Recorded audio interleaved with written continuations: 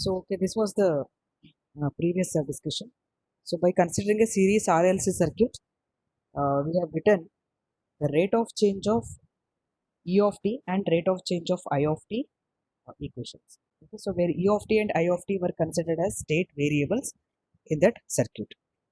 So, in a series RLC circuit, so we have only chosen E of t and I of t as a state variables. So, therefore, 3 and 4 they define state equations.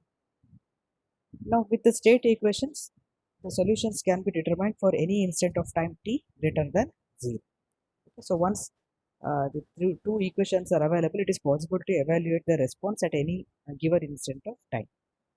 Similarly, when you obtain the responses, they can be substituted here in the y of t equation. So, where y of t is called as the output equation, which gives the desired output information. So, it is a function of e of t as well as I of t as well as input source, that is ei of t. Okay.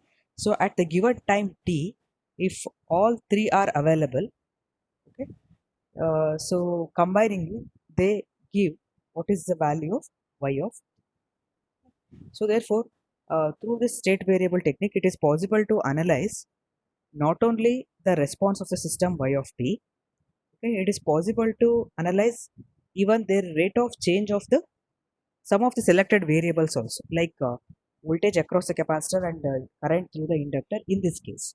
Yes, similarly, any number of state variables can be chosen, and their variations with respect to time can be monitored by writing the rate of change of state variable equations, just similar to the equation 3 and 4 here.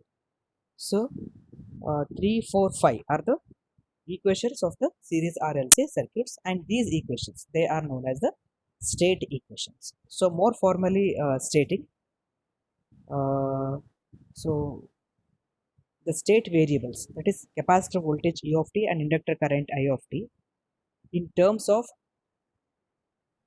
uh, the equations, okay, sorry, the equations 3 and 4, which actually give the rate of change of state variables, okay, in terms of state variables and input. Okay, so such a equations are known as state equations. So now continuing with the uh, same concept. So here there is one note about equation 5. Okay, so equation 5, it is also an instantaneous equation as discussed even in the last class also. So this is known as the output equation. Okay, so because it reads the y of t from state variables e of t and I of t, and also it takes the information about input ei of t also, and this equation is known as a output equation in this context. So therefore now here, so whatever, so far we have been discussing about the state. So this state is not uniquely specified in the above network, so it can be modified also. So that is, it is not a unique equation for a circuit, so it can be modified also. So like this, so you can also consider charge deposited on the capacitor also. So for example, we have q is equal to c into v is our equation. So q of t, that is, as it is a time domain equations we are writing, we can write q of t as a charge deposited, that is equal to capacitance into e of t, e of t. So here q of t and q of t and I of t can be considered as the state variables. Now previously we had considered e of t and I of t as the state variables. So now the charge deposited can also be chosen as a state variable. So therefore now we are changing the combination, like q of t and I of t can also be considered as state variables. And also there is a relation. So why q of t can be chosen? It is because it can be represented as rate of change of charge is equal to I of t because of this possibility. So we have the possibility of representing the current I of t as d by dt of q of t. Okay, so this is what we want. Rate of change of particular variable should be framed for a given network. And now this is possible even if you choose charge as a state variable instead of directly taking E of t. Okay, so charge itself can be considered as a state variable, and d by dt of q of t is equal to I of t can be represented. And let us call this further modified equation as equation 6. So now from the beginning, equation 1, okay, so what was equation 1? The RLC series circuit equation. So you can just remember the circuit. Series RLC circuit has EI of t as a input. It has one resistor, inductor and a capacitor. And as it's a KVL equation, so all three voltage drops we have listed as EI of t. So input EI of t equal to R into I of t plus E of t plus L into d by dt. This is a known equation from RLC series circuit. Now what modification we are going to do in this basic equation is E of t is now represented as 1 by C into Q of t. That is, this voltage is replaced by the charge equivalent. Okay, so therefore E of t, its equivalent value 1 by C into Q of t is simple. Now with this simple modification, okay, the d by dt of I of t. So again we are rewriting the equation. So we are rewriting the equation. So I am taking only the rate of change of current part on the left side and transfer all other terms of the RHS. So therefore d by dt of I of t equal to, so minus 1 by L C into Q of t. Now Q of t will appear. Okay, so this is only one modification we have done to our basic equation. So instead of direct E of t, we have taken as 1 by C into Q of t. So now the equation is modified accordingly. So minus 1 by LC into Q of t minus R by L into I of t plus 1 by L EI of t is a modified equation. So now again we have two equations. So that is, one is this d by dt of Q of t, that is rate of change of charge, that is equal to I of t as equation 6, and d by dt of I of t, that is, this was already known. So the rate of change of I of t is equal to, in terms of the circuit components and other variables, 6 and 7. So by using these two, okay, so further it is possible to write the y of t also. So y of t is equal to, again, minus 1 by C into Q of t. So why this term? Because we have replaced E of t by 1 by C into Q of t, that's all. So minus R into I of t as usual plus EI of t. So now this 8 is same as 5 only. Only one parameter is modified in that. You can just compare this. Okay. So in equation 5 we have used E of t. So where this E of t is present, E of t is measured here across the capacitor C. This is the RLC circuit we are discussing. Okay. So across this capacitor, the voltage available is E of t. Now this E of t, okay, so now it is replaced by charge. In terms of charge, that is represented 1 by C into Q of t. That's all. So therefore, these are the two possibilities. That's all. So further, any equation can be used for that matter. But these are the possibilities of writing the state variables and state variable corresponding state equations. So therefore, now we can even observe here also. So while writing the dynamic equation, here we have used only E of t. Okay, while writing the KVL equation, so input equal to R into I of t plus L into di by dt plus E of t. Now instead of E of t, it is done as 1 by C into charge Q of t. That's all. It is because Q equal to C into V. That's all. Okay. So with one term modified, now we are getting two more new representations for the same circuit, and they are like equation 6, 7 and 8. Okay. So now instead of d by dt of E of t, we have d by dt of Q of t. That's why the state definition is not unique. It can be modified. So 7. So once we write these two state equations, now 6 and 7 are called as a state equation because they still represent the state. So one state variable is I of t. Now other state variable we have chosen as a Q of t, charge. So therefore, because rate of change of charge also gives I of t, that's why. So therefore, it is not only the voltage across the capacitor that you can choose as a state variable. So equivalently, we can choose charge also to represent the state variable.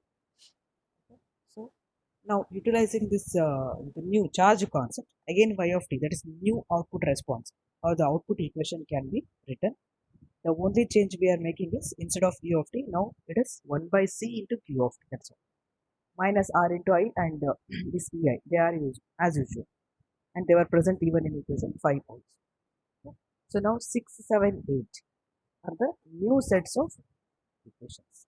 Okay, so and they are called as the equation exactly 6 and 7 are called as state equations. Okay, so earlier we have seen equation 3 and 4 as a state equations.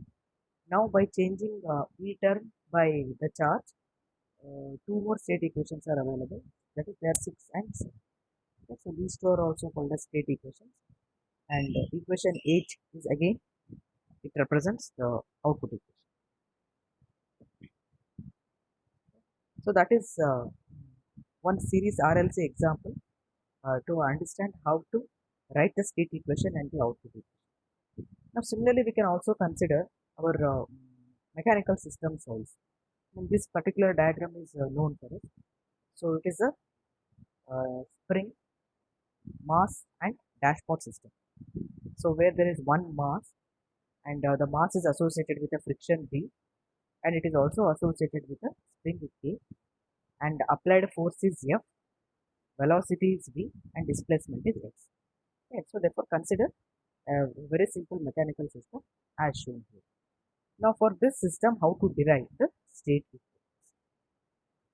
So now in this, the displacement x of t and velocity v of t are chosen as the state variables because due to the application of the input f, it is the displacement and velocity, okay, so which are continuously undergoing the changes with respect to time t. So therefore, for such a mechanical system, the state variables are chosen as the displacement x of t and the velocity v of t. Okay, so that is what is written here. But after choosing x of t and v of t as a state variables, so now we will form the state equations. Okay, now to write state equations, what we need is on the LHS rate of change of the state variables.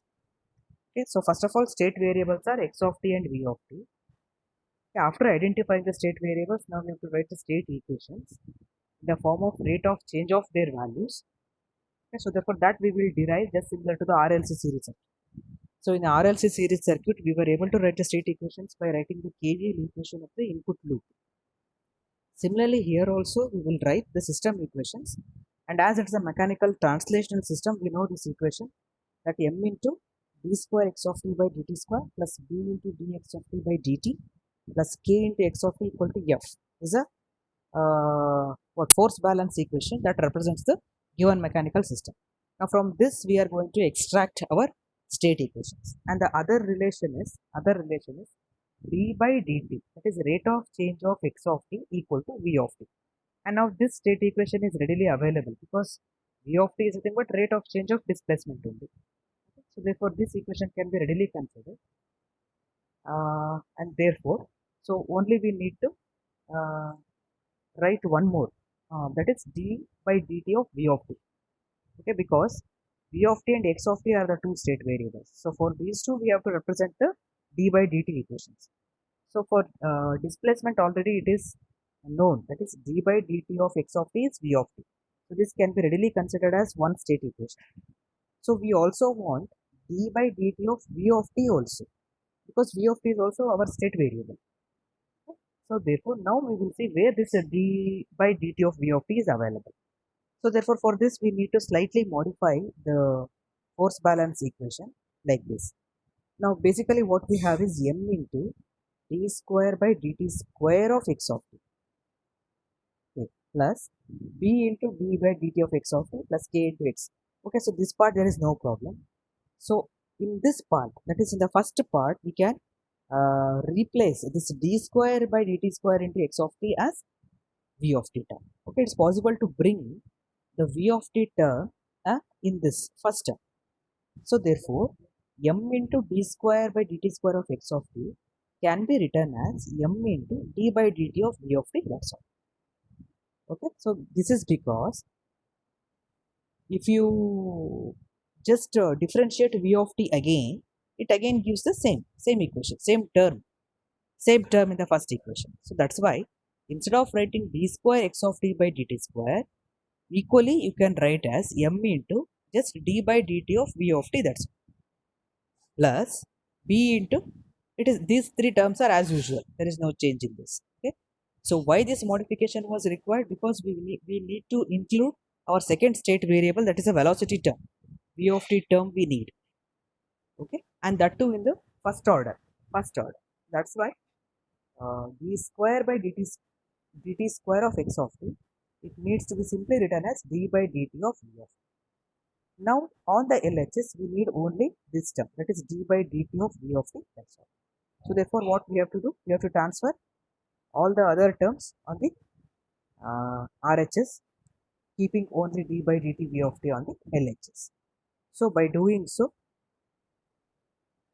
we can write here. So therefore d by dt of v of t equal to, so just it is simple now. Even this m also transfer on the other side. So therefore our equation becomes minus k by m x of t minus b by m v of t, because see here. So this d by dt of x of t, it can also be replaced as v of t only. Okay. So that modification is done. Then so plus 1 by m into f of t. Okay. So this equation is but simply rearrangement of the terms here. That's all. So we have kept only d by dt v of t on the LHS, and we have transferred simply all the terms on the other side. Okay. So now we can clearly see the two state equations. One is d by dt of v of t equal to this much, rate of change of first state variable, and similarly second one, rate of change of this displacement x of t, that is equal to. Okay. So now equation 9 and 10 are called as the state equations. Okay. And v of t and x of t are called as a state variables. So still we need to write one more equation also, that is output equation. So output equation in this case is simply displacement. So output equation in case of this mechanical system is just displacement. So y of t equal to x of t, that is equation 11. Okay, so we have chosen x of t as a response given out by the system. That's why. In case of electrical circuit, y of t definition is different. Okay, it is y of t is nothing but it is the voltage across all other terms. So now here y of t is measured as only the visible displacement, therefore only x of t is taken as a output equation. So therefore 9 and 10 are the state equation, 11 is the what output equation. Now the solution of these equations for a given input, what is the input is force. Okay, so input force f of t, which is applied at time t equal to 0 plus, that means time t greater than 0, it gives the state. That is whenever you, that is once the state equations are available. Okay, so we can just check what is x of t state, what is v of t state for any time t greater than 0, provided you have applied this f of t. Okay, so therefore it is possible to visualize what is the state of these variables, and at the same time it is also possible to check the final response. So that is what is the concept of the state variable analysis. It gives the rate of change of all the variables involved in the particular system, and you can evaluate their values, okay, at a particular instant of time. And it is not only the state variables, okay, so that can be monitored, but it also gives the final response y of t. So once, but before analyzing anything, we need to form output equation and the state equation. Okay, so later we can evaluate the solution. So therefore the set of equations that describe, okay, the set of equations that describe the relationship among input, output and state variables, among input variable, output variable and the state variables is called as state variable model. Okay, so now this is one new term, state variable model. Okay, so what is a state variable model? It is nothing but a set of equations. It is the set of equations which describes the relationship among input variable, output variable and the state variables. Okay, so this is known as the state variable model. So that model contains every information about the system. It contains how many input variables are there, how many state variables are there, at the same time how many output variables are also there. Okay, so such a group of system or a set of equations is now called as state variable model. So therefore, after understanding this basic definitions, so now let us see some more formal definition of state and state variable. What are these two exactly? Okay, so now let us look into what the precise definitions of state and state variable. Now it is stated like this: the state of a dynamic system is minimal set of variables which are known as state variables. So such that the knowledge of these variables at time t equal to t naught together with the knowledge of inputs for t equal to t naught and greater than t naught completely determines the behavior of the system for t greater than t naught. Okay, so this is how formally the state and state variables are defined. So state variables are nothing but they are the minimal set of variables, so which are also known as state variables, okay, such that the knowledge of these variables. Okay, so if you know what are these variables at a time t equal to t naught, along with the knowledge about the input, okay, along with the knowledge about the input, it is possible to completely determine what is the behavior of the system for a time t greater than t naught.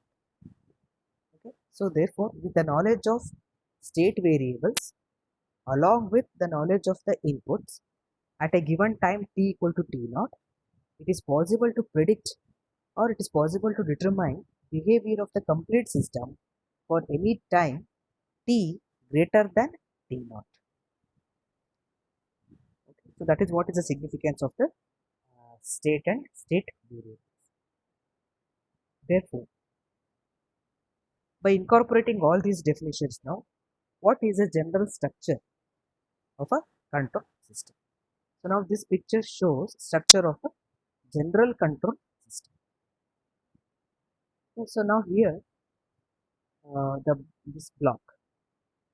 Okay, so it's a control system block. Now this control system, it is receiving the inputs u1, u2, u3, etc. up to um. So all these are input variables, m number of input variables. Okay, so here it is there. In state variable formulation, the state variables are usually represented by x1, x2, and the inputs are represented by u1, u2, and the outputs are represented by y1, y2, and this is what is represented here in the figure. Now, in this control system, u1, u2, u3 up to um are the input variables, and this x1, x2, x3, these are nothing but the state variables. State variables. Similarly, y1, y2, y3, etc. are the output variables. Okay? So therefore, there are p number of input variables, n number of state variables, and p number of output variables. This particular diagram can also be represented like this. Okay, so as you have the m number of input variables, you can use the arrow marks. U, it represents set of input variables. So this x represents set of state variables, and y is the output variable. Okay, so therefore, in a vector form, we can write u of t equal to u1 of t, u2 of, because they are all defined with respect to a particular time t. So therefore, t is essential here. So u of t equal to u1 of t, u2 of t up to m number of inputs are there. So therefore, of t is the last input. This is what it's a vector of the input variables. Similarly, it's possible to write a vector of the output variables which includes y1 of t, y2 of t, y3 of t, etc. Similarly, the state variables. So state variables, x of t, the vector name is x of t, and the elements of the vector are x1 of t, x2, x3, xn. There are n number of state variables. Okay? So therefore, this indicates that there are m number of input variables, p number of output variables, and n number of state variables. Okay. So through a block diagram, uh, the the variables and their relations are expressed.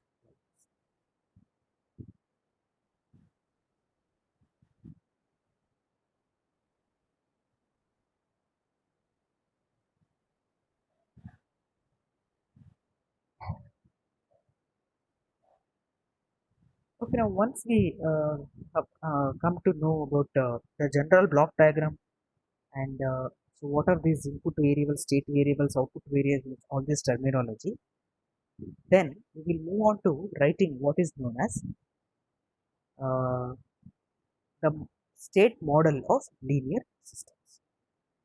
State model of linear systems.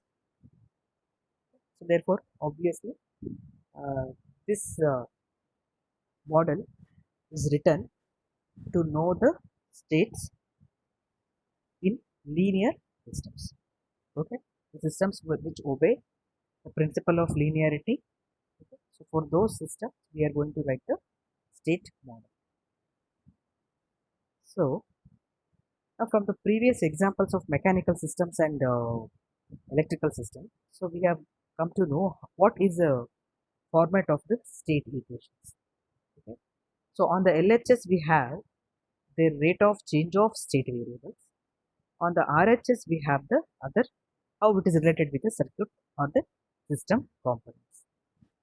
Similarly, by following the same method, the state and the output equations, okay, so they form the state model of the system, and it is further represented by equation 1.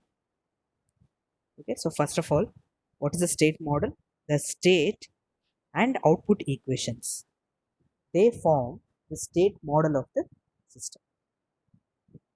Okay, so and here we are in equation 1, we are writing one model. So for that, I have chosen x1, x2 up to xn as a state variables. Okay, so x1, x2, etc. are the state variables. Now, in order to write the model, what I need on the LHS is their differential form.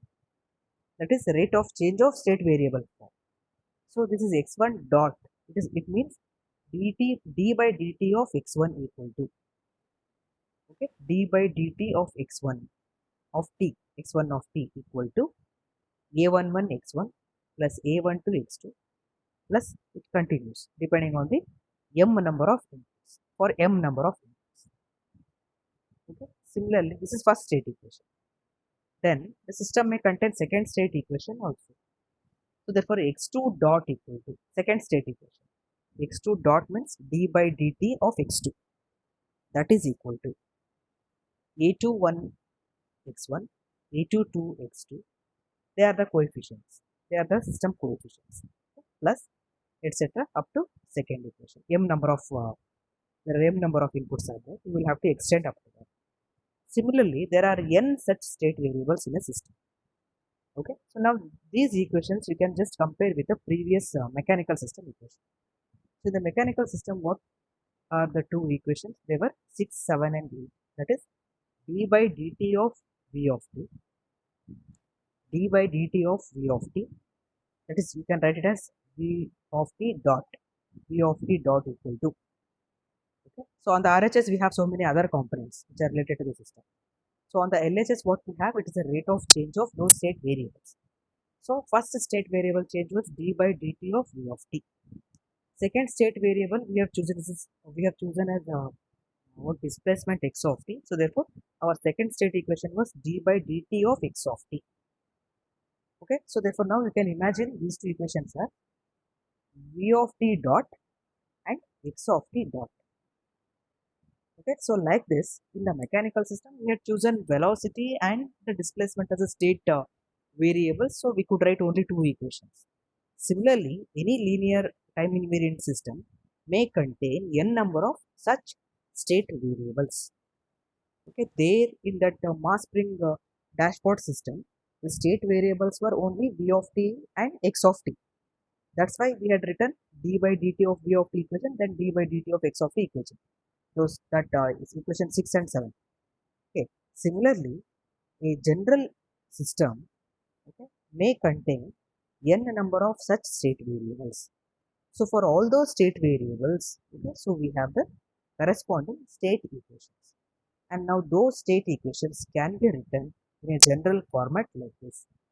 So where x1 dot, x2 dot, x3 dot up to xn dot, they represent rate of change of state variables that is equal to the other elements. So here you can imagine, for example, if this is d by dt of v of t, this is equal to, what is this value? This is x of t.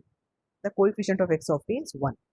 Okay, so therefore all RHS term, okay, so they may contain one term or multiple number of terms along with the coefficients also. Along with the coefficients. Okay. So therefore, it is not a electrical system or it is not a mechanical system. In general, if you try to write the model for particular systems, which is called as a state model, then the model is a generalized set of equations. It's a generalized set of state equations which looks as given here in equation 1. Okay. So depending on the complexity, the system may contain only one state equation, or it may contain two state equations, or it may contain n number of state equations. So this is known as the state variable model. So therefore now we can write, okay, so we can identify all aij and bij terms as a constant terms. Okay, so whatever appear the a terms and the b terms are there, so you can imagine all of them as a constants or coefficients, constants or the coefficients. So in the vector form, in the matrix form, the complete equation 1 can be summarized as, so x dot of t equal to, okay, x dot of t equal to capital A into x of t plus b into u of t. Okay, so if you are trying to write this all this set of equations in the form of matrix, then it is a sum of two terms. So one is a into x of t plus b into u of. So here as their matrix, okay, so this x of t here, x of t, it is nothing but it's a n cross 1 state vector. It is. It's a n cross 1 state vector.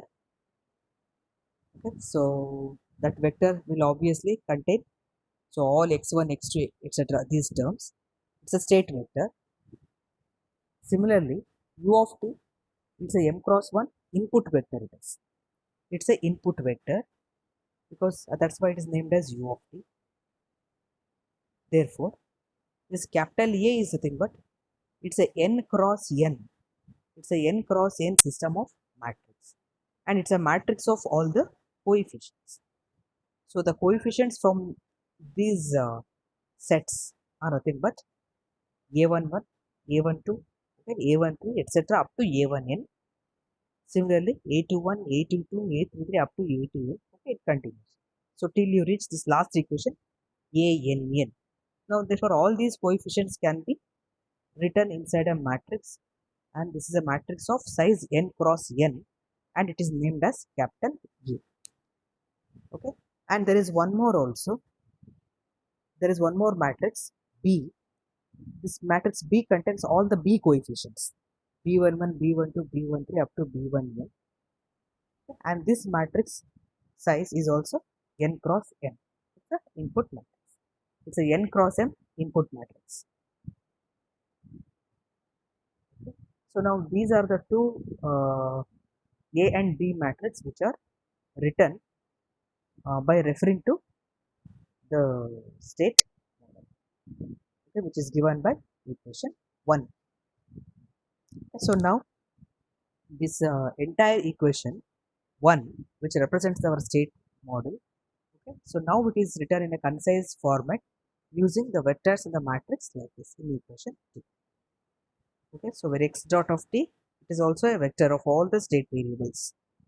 Okay, A is a matrix, B is a matrix, x of t is a vector, x of t is a vector of n or one size, it's a state vector. Similarly, u of t is also a vector, m cross 1 input vector. Okay.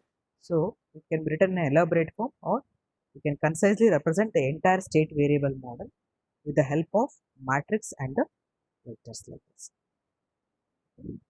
So this is the introduction to the what state variable model. So we will take up the further considerations in the next session.